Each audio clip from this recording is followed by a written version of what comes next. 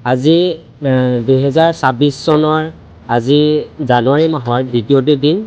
এই দ্বিতীয়টো দিনতে আমি পৌৰণি অঞ্চলৰ বিষ্ণুৰাভাৰ ছিনিয়ৰ ছেকেণ্ডেৰী বিদ্যালয় এই কণ ছাত্ৰ ছাত্ৰীসকললৈ আহিছোঁ।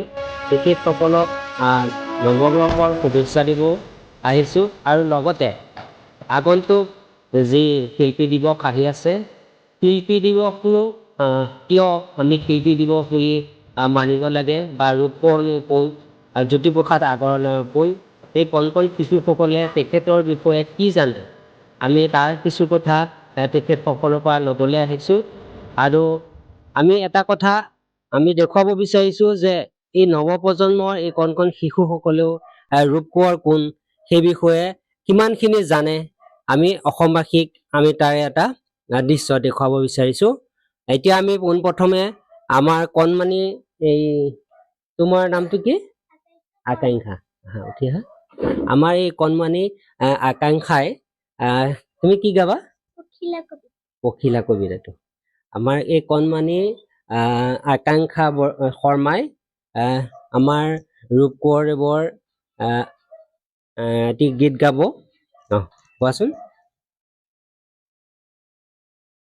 চোৱাচোন পখিলাটি কেনেনো শুৱনি, কেনেনো ধুনীয়া তাৰ পাখি দুইখনি, কেতিয়াবা ওপৰত আকৌ তলত, এটাই আহি বহিছেহি আনটো ফুলত। ধৰা তাক বাইদেউ কৰি যেনে তেনে, পৰিছেহি গোলাপত পাখি মেলি কেনে, তাক ল'বলৈ মোৰ বৰ মন যায়, ধৰি দিয়া বাইদেউ যাবগৈ পলাই। নোৱাৰো ধৰিব তাক শুনাই হেৰে, পাখি দুইখনি হ'ব আহৰি তেনে, এবাৰ যদিহে মই হাতত দিওঁ, নাথাকে অকণোবা হ'ব চুৰমাৰ। দিয়া তেন্তে বাইদেউ যাওক গৈ উৰি, পুহিব নোৱাৰো মই যাই যদি মৰি, ধুনীয়া পখিলাটি নকৰিবা বেয়া, বপুৰি অকণমানি কেমেধেমেলীয়া। নমস্কাৰ। ধন্যবাদ। এই কণমানি আকাংক্ষা শৰ্মালে আমি ধন্যবাদ জনালো। হয়, এবাৰ আমাৰ এই কণমানি, তোমাৰ নামটো কি? নমস্কাৰ, মোৰ নাম হৈছে অংকুৰ শইকীয়া। তুমি কোন শ্ৰেণীত পঢ়া? মই তৃতীয়মান শ্ৰেণীত পঢ়ো। তৃতীয়মান শ্ৰেণীত পঢ়া। এতিয়া তুমি কি গাবা? মই ৰূপকোঁৱৰ জ্যোতিপ্ৰসাদ আগৰৱালাৰ বিশ্বশিল্পী কবিতাটো গাম। কবিতাটো গাবা, ঠিক আছে, গোৱা। নমস্কাৰ, মোৰ নাম হৈছে অংকুৰ শইকীয়া। মই এটা কবিতা আবৃত্তি কৰিম। কবিতাৰ শিৰোনাম বিশ্বশিল্পী, কবি ৰূপকোঁৱৰ জ্যোতিপ্ৰসাদ আগৰৱালা। শিল্পী মই তিনিও কালৰ, অতীতৰ বৰ্তমানৰ অনাগত ভৱিষ্যতৰ, আজিতেই যাত্ৰা কৰি অনাদিলে যাওঁ, ধ্বংসৰ মাজেদি মই ৰূপান্তৰে ৰূপ পাই নৱতম সৃষ্টিৰ শলিতা জ্বলাও। জনতাৰ হৃদয়ত মোৰ সোণোৱালী দেশ, মই বিন্ধু বিশ্ববেশ, নতুন দৃষ্টিৰে চাওঁ সৃষ্টিৰ অনিমেষ। নানা ভাষা, নানা আশা, নানা জাতিৰ বৰ্ণজিনি, মই শুনো ৰিণি ৰিণি, বিশ্ব জনতাৰ এক অপূৰ্ব সংগীত। এই সংগীতৰ প্ৰতিধ্বনি তোলো মোৰ গানে সুৰে, সাম্যৰ সমৃদ্ধি সৌন্দৰ্যৰ, পাতিবলে শান্তি নৱলোক এই পৃথিৱীত। মোৰ কল্পনা মেধা বুদ্ধি মনীষাই, মোকে শলিতা কৰি জ্বলাও বিশ্ব চাকি, বিশ্ব জনতাৰ পূজাৰ। সেই পূজাৰ প্ৰধান নায়ক কৰি মোকে দিওঁ উপহাৰ, মোকে কৰি সুৰসু প্ৰচাৰ, বিশ্বজুৰি জনতাৰ জয় জয়কাৰ হওক, জয় জয়কাৰ। নমস্কাৰ। ধন্যবাদ। এবাৰ আমি আপোনালোকক দেখুৱাব বিচাৰিছো এই কণমানি কি নাম তোমাৰ? নমস্কাৰ, মোৰ নাম শ্ৰী হৰ্ষিতা বৰা। হৰ্ষিতা বৰা, তোমাৰ নাম? নমস্কাৰ, মোৰ নাম শ্ৰী জুবলি শইকীয়া। হয়, ৰূপকোঁৱৰ জ্যোতিপ্ৰসাদ আগৰৱালা দেৱৰ এটি গীত গাব। জিৰনি জৰি জিৰনি জৰি জিৰনি জৰি ও জিৰনি জৰি জিৰনি জৰি জিৰনি জৰি ও তুলবুল তুলবুল কৈ তাতে তুলবুল তুলবুল কৈ তুলবুল কৈ তাতে তুলবুল কৈ হালধীয়া হৰা পাতৰ নাওখনি বৈ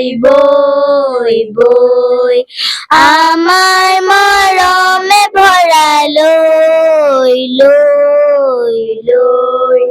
জিৰনি জিৰনি জৰি জিৰনি জৰি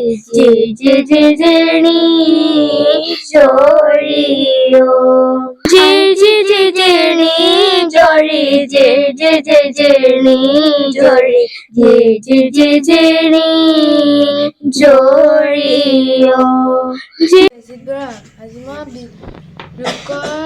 আগৰৱালা দিবৰ কবিতা এটি গাম। কবিতাৰ শিৰোনাম ভূত পোৱালি। মই সপোনত দেখিলোঁ দুটা ভূতৰ পোৱালি আৰু দুজনী নাক জিলিকা চকু টেলেকা তিৰিকা পিৰিকা জখিনী ছোৱালী। এটা বগা এটা ক'লা নাঙঠ পিঙত কথা পাতে তাকোত ঠাকুতকৈ। এটাই ক'লে ফুট ফুট ফুট, ইটোৱে নাক জোকাৰি ক'লে ধুত ধুত। নমস্কাৰ। মাটিৰে দেহাটি এৰি তয়ে মতি জুতিৰে দেহাটি লৈ যাওঁতি দুখীয়া কিৰিতি ৰাখিলা চানেকি জগতলৈ লুই তৰে পানী যাবি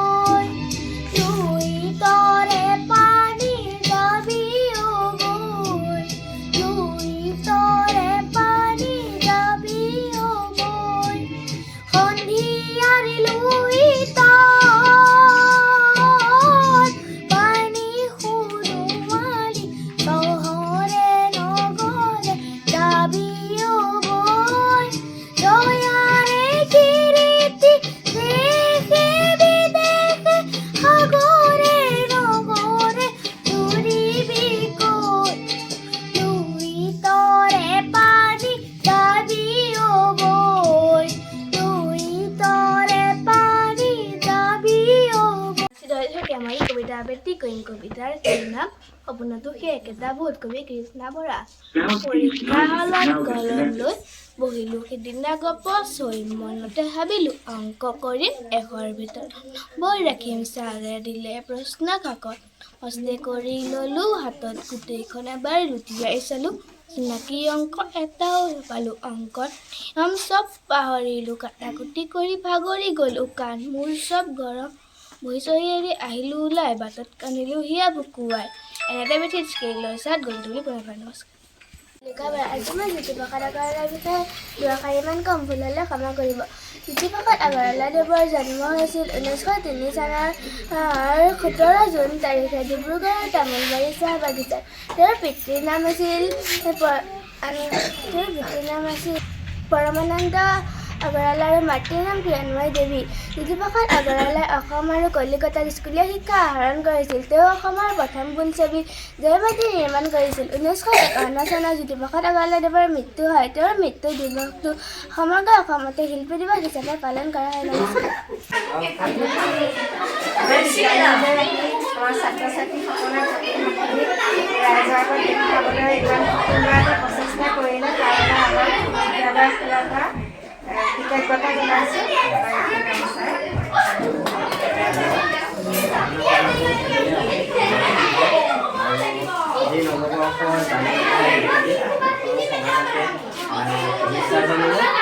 আজিৰ দিনটো যেন আজিৰ পৰা প্ৰতিখন যেন আপোনালোকৰ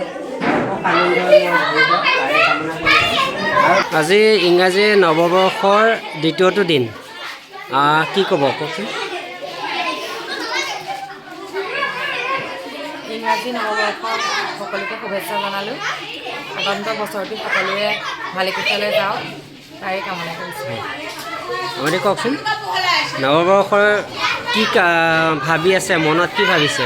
নৱবৰ্ষ সকলোৱে মংগলময় হওক, কিন্তু যি 25 চনত যিখিনি হৈ গ'ল সেইখিনি আৰু নহওক, ভালে কুশলে যাওক। লগতে আপোনাৰ চেনেলটোৰ জৰিয়তে আমি প্ৰথমতে আপোনাক কৃতজ্ঞতা জ্ঞাপন কৰিছোঁ। আমাৰ এই ল'ৰা ছোৱালীখিনিক যে এইখন মঞ্চ দিছে তাৰ বাবে আমি অশেষ আপোনালৈ ধন্যবাদ থাকিল। আপোনাৰ চেনেলটো BSN24 চেনেললৈ অশেষ ধন্যবাদ থাকিল আৰু মংগলময় হওক সকলোৰে। কি ক'ব, নৱবৰ্ষত কি কামনা কৰিছে? মানে বহুত শুভেচ্ছা থাকিলে। BSN24 তাৰ ফালৰ পৰা আন্তৰিক শুভেচ্ছা থাকিলে।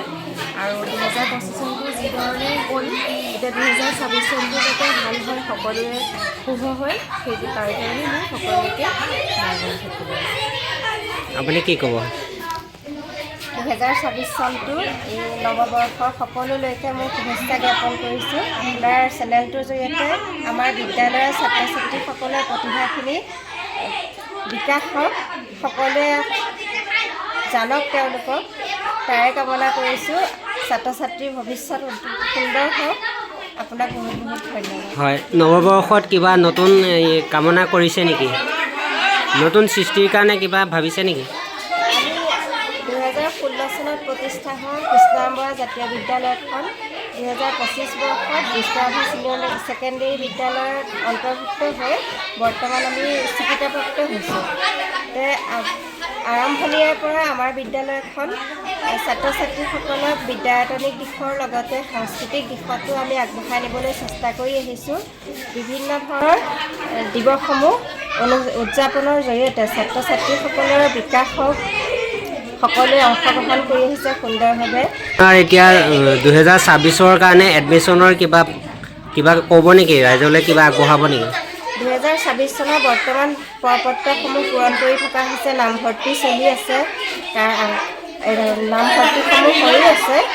সকলো আহক আগবাঢ়ি আমাৰ অঞ্চলটো সকলোৱে যাতে আমাৰ অনুষ্ঠানটো বিদ্যালয়খন আগবাঢ়ি যোৱাত সহায় কৰে, তাৰ বাবে মই এডমিশ্যনৰ ফিজটো কি অলপ সুলভ মূল্যত দিছেনে নাই কেনেকুৱা ধৰণৰ? কিবা আগতীয়াকৈ ধৰক এডমিশ্যন ল'লে কিবা আপোনাৰ ফালৰ পৰা কিতাপ পত্ৰ বা বহি কিবা হেৰি দিব নেকি, তেনেকুৱা কিবা আছে নেকি? কিতাপ পত্ৰ আমি দিবলৈ চেষ্টা কৰোঁ। যিসকল অকণমান দুৰ্বল তেওঁলোকক আমি কিতাপ পত্ৰ দি পেলাই সহায় কৰোঁ। আৰু নামভৰ্তি মাচুল যথেষ্ট কম, আমি বহুত বেছি কৰা নাই এতিয়া। হয়, ধন্যবাদ।